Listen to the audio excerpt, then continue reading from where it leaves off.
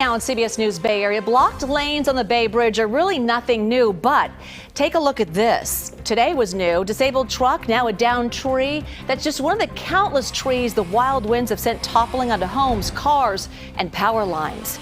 Many more are landing on power lines, leaving thousands in the dark at this hour. One neighborhood under orders to take shelter. They're very dangerous and can cause electrocution and other hazards. This is CBS News Bay Area with Juliette Goodrich. And good evening. What a whirlwind it's been today, literally. We want to show you some brand new video just into the newsroom from San Mateo County. So take a look. Gust of wind actually peeled the roof off of this building near Redwood City. It all came off in one piece, landed on top of a vehicle. This is in the Emerald Lake Hills area. We're thinking this might have been a garage. You can see what looks like a garage door attached to the wreckage. No reports of any injuries there. And in possibly the most disruptive wind event of the day, this tree came crashing down right in front of the tunnel on the upper deck of the Bay Bridge. So one of our coworkers actually got this video on his way into the station, and at that time, most of the westbound lanes were blocked. So let's take you to a live picture right now. There is the traffic heading into the city. 4 of the lanes are now open. The far right lane is expected to stay closed through 9 o'clock tonight, so expect some delays. And First Alert meteorologist Paul Hagan is tracking those winds, when they're going to calm down, what's blowing in behind them, what we have next. Take it away. Yeah, a lot to talk about, because first the winds, then the cold air, and then the rain, and even some snow for some of the higher elevations of the Bay Area. Let's talk about the peak wind gusts that we've experienced so far with this first system moving through. 73-mile-an-hour gust reported at Ocean Beach. That is exceptional. A 68-mile-an-hour gust at SFO. That was right at 4 o'clock. Over 60 miles an hour at the Oakland airport. Just imagine taking off or trying to land with those kind of gusts.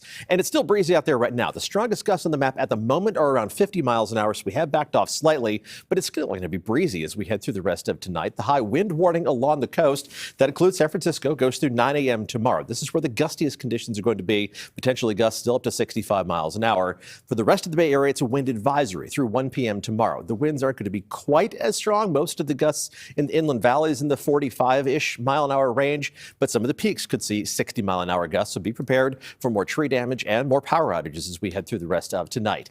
Tomorrow, we'll see some scattered showers, light hit or miss rain showers, and more miss than hit, but the potential is there for a little bit of snow to add up in the Santa Cruz Mountains and the Santa Clara Hills above 1,500 feet in elevation. But the better chance of snow for both of these locations and for the higher elevations of the North Bay and the Diablo Range is going to shape up with the next wave of widespread rain that moves in Thursday into Thursday night and Friday. We're talking about 1 inch to 1.5 inches of rain for most of the Bay Area, which is enough as it falls on the Thursday evening and Friday morning commutes to mess up traffic. But above 1,500 feet, again, that's where we're talking about the potential of enough snow to impede traffic, especially through the Santa Cruz Mountains on Highway 9 and Highway 17, and potentially that snow level dropping down to around the level of the Caldecott Bridge coming in on Highway 24. That's 1,400 feet in elevation. So that's going to be really, really close by early Friday morning. All right. Are we looking at a First Alert weather day again tomorrow? The rest of the week. Rest of the week. All right, Paul, thanks for keeping us updated. Okay, let's head to Fremont now. A powerful gust knocked a tree down onto an apartment complex. Our Jose Martinez was there all day today. He gives us a look at all the damage. That's right. This is a very dramatic scene. This is a tree that fell here in this area of Fremont, and I'm actually standing on top of what was the wall that divided these two complexes that now I'm going to show you on this side. Jim is with me.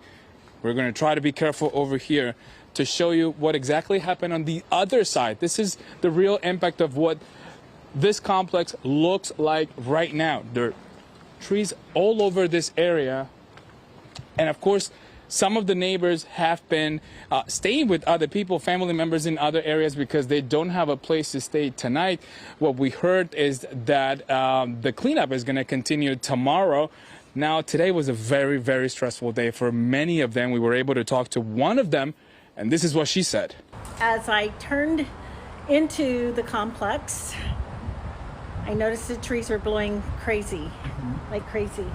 And the tree to the right, I saw it just crashing down, falling. And I actually witnessed, first time ever in my life, that you were there, that I've ever seen a tree right before my eyes just break and snap and just tumble. And it's going to get worse.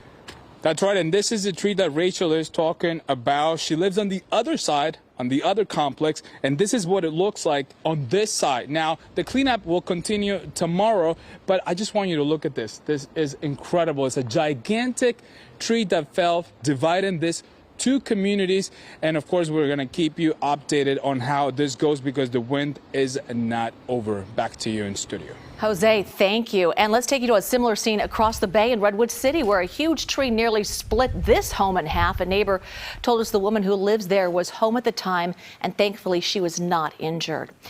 Taking you to the North Bay where at least one home in Mill Valley has been red tagged tonight. This is along Cleveland Avenue. That fallen tree punched a hole in the roof of the building, which is now unsafe to enter. Luckily, no one was inside at the time. They're sort of in shock. And I mean, I'm in shock just seeing it, you know, and I'm just very, very grateful that no one was in the house, right? No one got hurt. So, yeah. So, I mean, it'll eventually be taken care of, but I'm thinking, wow, this will take a while. The blessing is no one got hurt, as she said. That's what we could see from the street. We're told there may be more damage on the back side. Okay, 20 miles to the north in Novato. Now, a neighborhood near a middle school was ordered to shelter in place after power lines came down. This happening along Wilson Avenue. People who were home were told to stay there. People who weren't home had to stay out. A tree next door to my house fell and took out a bunch of power lines. I can't get back to the house. It's just a waiting game right now. And I'm going to find someplace I can go.